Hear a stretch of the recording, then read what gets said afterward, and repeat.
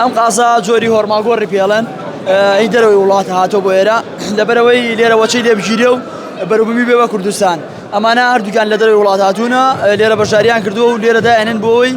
هێلکە و جوچکە لێ بگرن و زیادیکەن لە هەرێمی کوردستانە جۆرەکەشی هۆرماگۆڕە شوية چه وڵاتێکە وڵی بەعام لە زۆربەی وڵاتەکان هەیە دەرەوەی وڵات لە ئەڵمانیا هەیە لە تورکیا هەیە لە زۆربەی پەری پێدراوە بۆیە کوردستانیش خۆشوەختانە هەوڵی ئەوەی داوەکە وڵاتانی تر پەری پێبات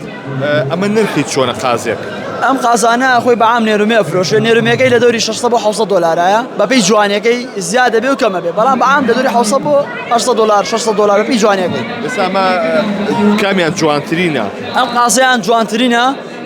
لەبەرەوەی خەبخەبابەی زۆر شۆڕە و هەیکەلی زۆر بڵندەوەی ئێستا خۆی ناتوانێت خۆی کاتەوە سنگی زۆر شۆڕە وەزنیشی لە دەوری 10 کیلۆ بەرەوسەر دەرەچێت باشە ئەمە غەمغەبەیەتی کەوتێ بەڵێ ئەمە خەڵک دڵیە بیخوا ئەمە نەوەڵاتڵان نەهابی خۆن ئەمە غەمغەبەی